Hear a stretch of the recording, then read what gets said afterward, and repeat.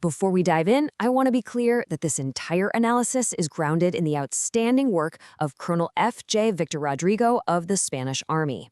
All our information is drawn from his incredibly detailed project, Batallas Guerra Civil. Okay, so let's get right to it. We're zeroing in on an absolutely pivotal moment in the Spanish Civil War, the direct nationalist assault on Madrid in November of 1936. This was supposed to be it, the culmination of the Army of Africa's lightning advance, the one big battle that would end the war. And this slide really captures the central paradox we're going to unpack. From the attacker's perspective, trying to storm a capital city of almost 1 million people with the forces they had, well, it was a truly desperate enterprise. But for the Republican defenders, who were in a state of near-total chaos, putting up any kind of real defense seemed completely impossible. So how do you square that? That's the strategic problem we'll be exploring from both sides. First, let's really analyze Madrid not just as a prize, but as a military problem. We need to look at it as a complex, three-dimensional challenge that was defined more than anything by its terrain. Looking at it from the nationalist perspective, coming in from the west, the geography was just daunting. You had three major obstacles. First, you had to fight your way through this deep belt of suburbs, a real labyrinth perfect for defenders.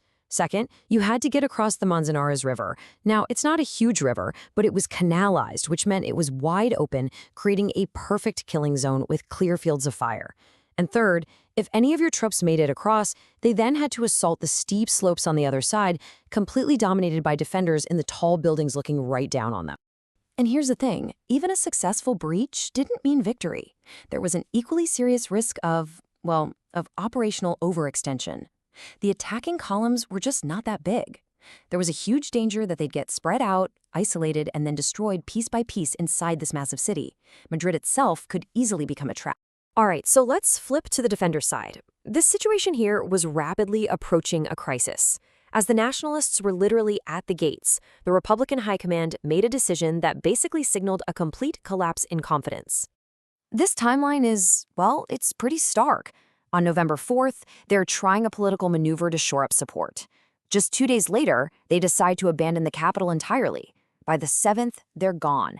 This incredibly fast sequence of events created a massive leadership vacuum at the worst possible time, and it just screamed to everyone that the city was considered lost. And this quote right here from a key figure at the time really captures the mindset at the top. This isn't someone looking back with hindsight. This is a contemporary observation. The government didn't think the defense would be hard. They believed it was impossible, simply because of the complete and utter chaos within their own forces. So this map puts that whole crisis in a clear geographical context. You can see the nationalist columns closing in from the south and west, and at the same time, the timeline shows the Republican government fleeing east to Valencia. It's a perfect visual of a city under direct assault, being decapitated by its own political leaders. So this begs the question, right? Given the huge tactical challenges we just talked about on the one hand, and the defenders' apparent command collapse on the other, what was the nationalist calculus? Why on earth would they press an attack that looked so dangerous on paper? This quote, attributed to Franco, is incredibly revealing. You see, the decision wasn't based on a cold, hard look at the numbers. It was a gamble founded on three things: the incredible momentum they had, the belief in the sheer luck of their best field commander, General Varela, and the massive psychological victory that capturing the capital would represent. It was high risk, high reward, driven as much by tempo and morale as anything else. And this slide shows the tool they were using for that gamble. Varela had about 15,000 men. Now, these were the elite of the elite, the hardened veterans from the Army of Africa. But look at their positions on the map. It's a relatively small force about to attack a dense city full of hostile defenders. The fact that they were numerically inadequate for the job is just stark. But in the middle of this seeming collapse, something happened. That power vacuum in Madrid, it was about to be filled, and this led to a dramatic, and for the nationalists, completely unforeseen, stiffening of the city's defenses. Stepping into that void was the Junta de Defensa de Madrid. the Madrid Defense Council. This was an emergency ad hoc body, a kind of hybrid military command and political committee, led by General Jose Miaja.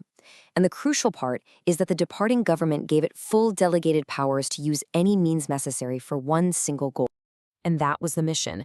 As you can see here, on November 6th, General Miaja gets his orders, and they were brutally simple and absolute. The defense of the capital at all costs. Not a delaying action, not an orderly retreat, a fight to the death. This one single-minded directive was about to change the entire dynamic of the battle. Now, Miaja's new resolve wasn't happening in a vacuum. It was immediately bolstered by a game-changing external factor. Soviet aid was arriving. And we're not just talking about a few rifles. We're talking about modern T-26 tanks that were better than anything the nationalists had, advanced fighter planes, and dozens of artillery batteries. But maybe even more important were the high-level Soviet advisors, like Colonel Gorev, attached directly to Miaja's staff, who were pushing for this tenacious, street-by-street defense. So this really sets the stage for the head-on collision. Let's do a final side-by-side assessment of the opposing forces just as they were about to make contact on the edge of the city. When Miaja took command, he didn't inherit an army. He inherited the shattered pieces of various militia columns. The source material is blunt here, describing them as being in a state of defeat, flight, and decomposition. That's the raw material he had to work with. And this comparison table really lays out the classic military dilemma. You have quality versus quantity. Varela had the quality, 15,000 elite, experienced troops with good artillery. Miaja, on the other hand, had the potential for quantity, maybe 20,000 defenders who were disorganized but had high morale and the huge advantage of defending their home turf. But that defender side of the equation was about to change dramatically. As this map shows, new, better organized Republican units, the mixed brigades, were being rushed to the front. This included the now famous XI International Brigade. It really became a desperate race against time. Could Varela's columns break into the city before these critical reinforcements arrived and got into position? We also have to touch on one final and frankly brutal part of the defense, the internal security situation. There was this pervasive fear of a fifth column, nationalist sympathizers inside the city who would rise up.